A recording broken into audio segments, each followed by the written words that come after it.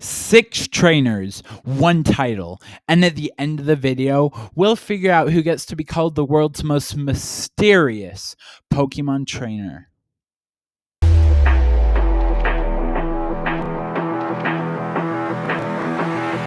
First up is N. N was introduced in Unova in Pokemon Black and White. N lived in the woods and he was raised by Pokemon. And because of that, he can fully understand them. I'm not joking. Then Getsis finds him and he wants to make him the leader of Team Plasma, or the king. And they want to create 2 separate worlds, each for Pokemon and people. A main part of N's character is that he wants to befriend Zekrom so he can battle the player in the Pokemon League with its counterpart Reshiram. And in the games, obviously, in Pokemon White, N will get Reshiram, and in Pokemon Black, N will get Zekrom. Next up is Sabrina. Sabrina is one of the original 8 gym leaders in Kanto. She's the psychic type gym leader. When she was little, she bent a spoon with her mind, which is when her and her parents first figured out she had telepathy. And because of her telepathic powers, she can communicate with her Pokemon. And she can see the future, apparently. And after her first loss with Ash, when Ash's Pokemon were too afraid to battle her Kadabra, she turned him and Misty into dolls, which is when they found out that she turned her mom into a doll too. What is wrong with this woman? And then after a long while of Ash finally figuring out that that strange man was her father, no, Ash, that's not her photographer. He went and got a Haunter to battle her for a second time. But Haunter abandoned him and left his cowardice Pokemon to battle her Kadabra again. And then finally, when Ash was about to lose for a second time, Haunter came back out of nowhere and ended up making this huge explosion right in front of Sabrina's face, which made her laugh. And originally, she was obsessed with her 2 personalities, her older self and her younger self. I literally rewatched this a few weeks ago and I couldn't figure out if the younger version was a doll or the older version was a robot. And after Hunter made the huge explosion, she finally came back to her one self, which was the older version. And then, yeah. But that's creepy and mysterious. Like, why did she turn her mother into a doll? Why does she have powers? You know, it's like mystery. Third up, we have Volo. Yes, Volo. Volo was introduced in the Hisui region in Pokemon Legends Arceus. Even before the game started, he was doing research and he found out that Arceus is real and he wants to make the world reborn. So he goes out to try and find it. And then we get to the start of the game and we meet Volo. He seems nice and all. You know, he's a trade merchant. He helps us throughout, helps us get plates to get right on Pokemon and stuff. Eventually get Arceus, you know. Then we find out at the end of the game, he was using us to get to Arceus himself. And then he battles us with Giratina. And he's determined to get Arceus so he can make the world reborn. He just hates us. He doesn't care about us. He does care about his Pokemon, though, which is a good thing. And when Giratina and him partnered, that made the Frenzy an alpha Pokemon. Did they do it on purpose? We don't know, but it happened. And because of all of this, he became one of the best villains in Pokemon history. We'll talk about that later. Now, before we get into the other half, we've got special mentions. Originally, I had 10 most mysterious trainers, and then after all my research, I decided these 6 were more mysterious than the other 5. So, first up is Guzma. Guzma is introduced in Generation 7 in Pokemon Sun and Moon. Guzma is the leader of Team Skull, who always tries to ruin whatever Ash and the gang are doing. And they also try to mess with Professor Kukui because of a little backstory him and Guzma have. So, essentially, they were Pokemon researchers together for Hana, the first island kahuna. And Guzma and Kukui got into a battle, and Guzma ended up losing. Surprise, surprise. And then Guzma turned into a wee little crybaby and ran away. Later on in the series, when Professor Kukui states that he wants to start a Pokemon League right in Alola, Guzma then says that he wants to enter it to win it, just to destroy it, so it will never happen in future moments. And then, of course, he battles Ash in the semifinals. It's funny. Galisapod, when Galisapod was going to get hit by the Z move from Torracat, and then he just switches out himself to Scizor, and then Scizor faints. And then after that battle, after losing that battle from Ash, he then realizes how much fun battles are, and he then says to Team Skull that he wants to unban it, but then he doesn't, and then Guzma and the girl walk away going like, wow. In the games, he and Team Skull steal Buganium Z from people, so they can't use it because he's like a bug nerd. And then he kidnaps Lily, I believe, to help Lusamine while she's under her Nihilego, let's say, net. Second special mention is Paul. Not much to say about Paul, so I'm just going to say at first, his older brother battled Brandon, the guy with the 3 Reggies, and lost. So Paul was determined to get stronger. And then he got Chimchar, and apparently it was too weak for Paul. So him and his other Pokemon bullied it, and then he abandoned it just for Ash to pick up the pieces. He didn't care about his Pokemon, and he was all serious, like no humor, no emotions, no sadness, no nothing. And then when it came to him battling Brandon, he didn't even win.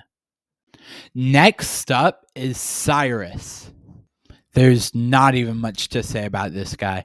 I mean, he's the leader of Team Galactic, and he wants to create a world without spirit. Basically, your average run-of-the-mill Pokemon villain. He wants to use the Red Chain to summon Dialga and Palkia to help him create a new world by controlling them. He tries to find the lustrous orb in the anime to turn Palkia into its origin form after already finding the adamant orb, which is used to create Dialga into his origin form. And in the game Pokemon Platinum, Giratina takes Cyrus to the distortion world. And Cyrus believes that world is just what he dreams of. So he still tries to create one. He also stole the 3 Lake Guardians, Azelf, Mesprit, and Uxie, and tried to control them as well as Dialga and Palkia. And then there's Lysander.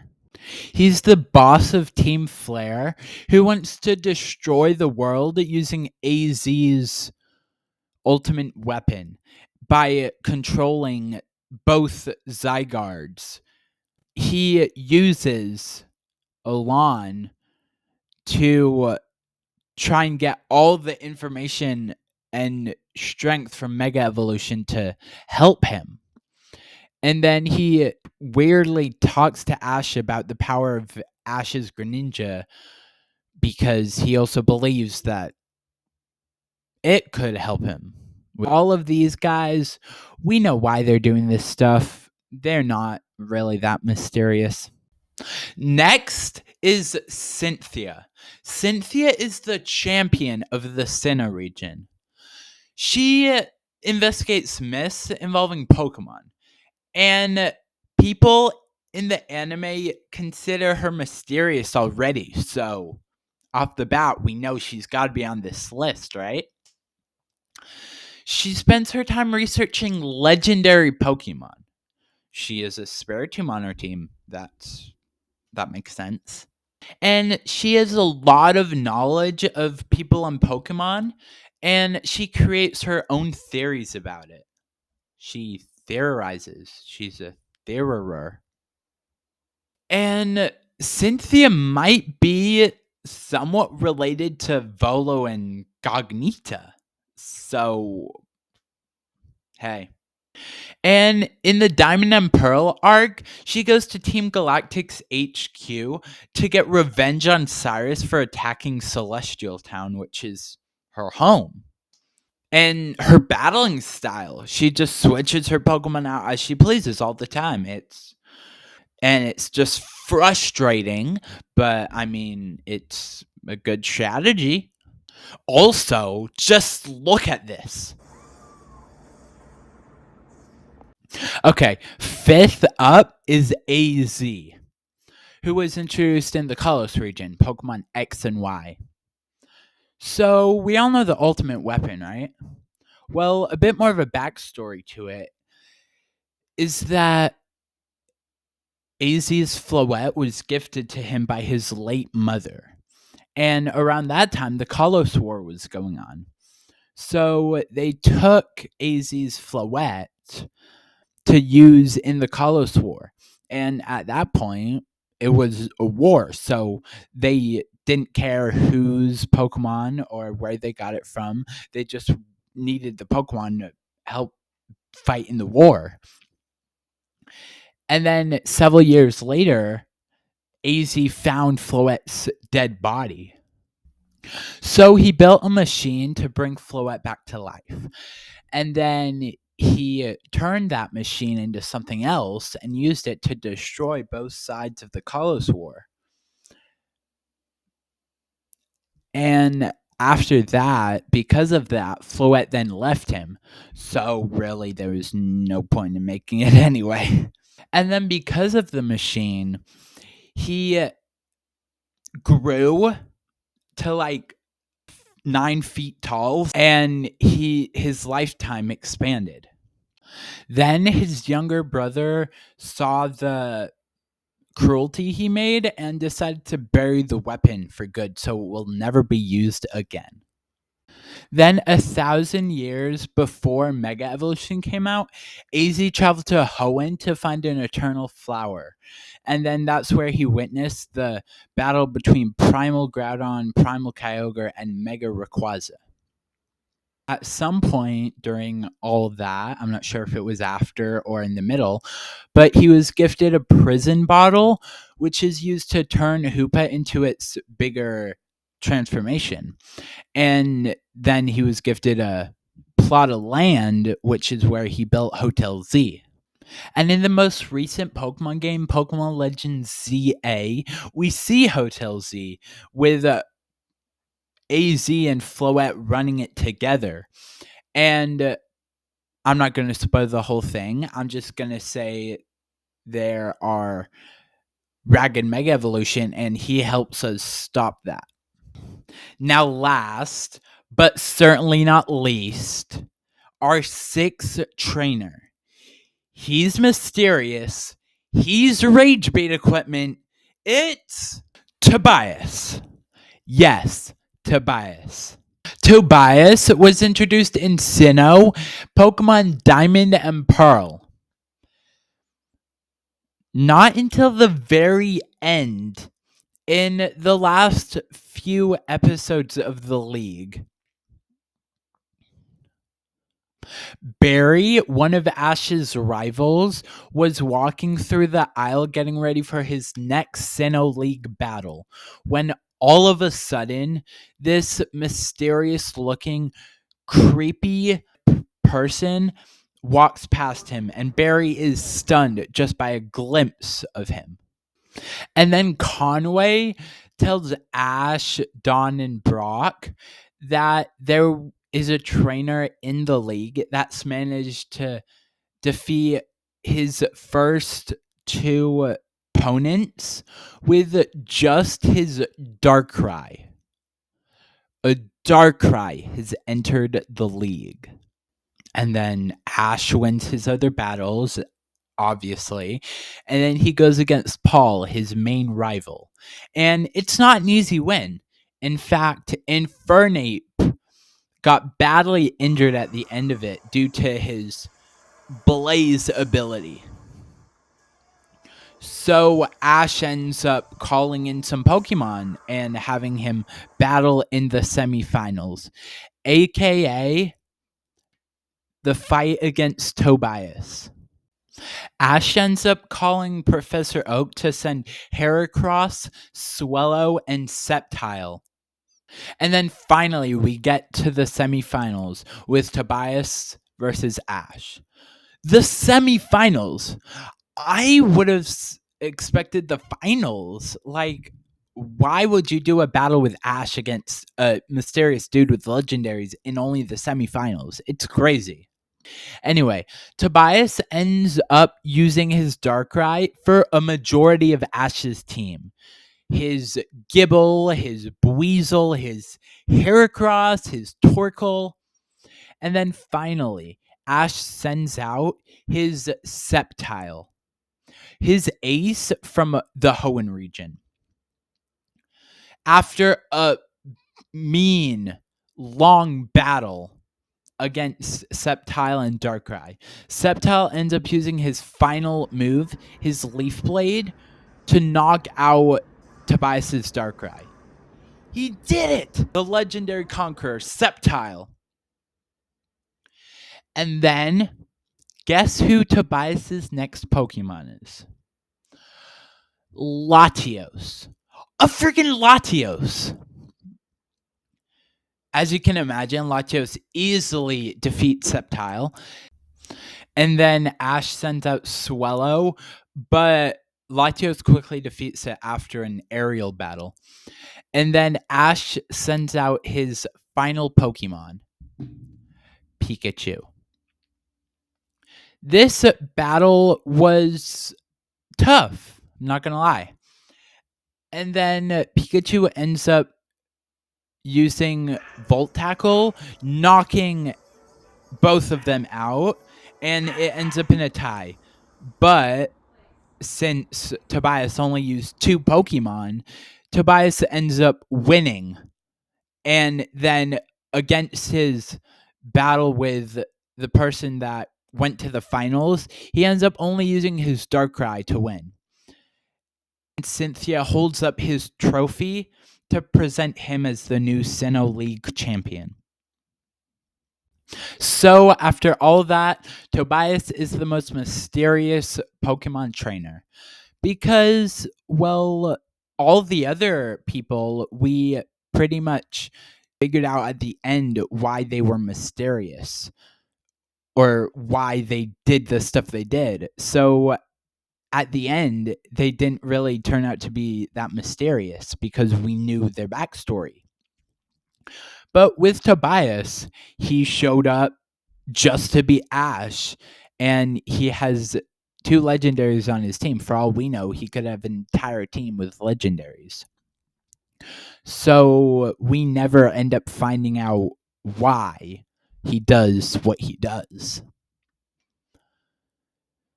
making him the most mysterious trainer. Thank you guys so much for watching, and if you like this video, feel free to comment, leave a thumbs up, and subscribe, and turn on that notification bell for more videos like this one. Like I said earlier on in the video, I might have something coming up next about a certain somebody. Now I choose you to watch that video. Peace, trainers.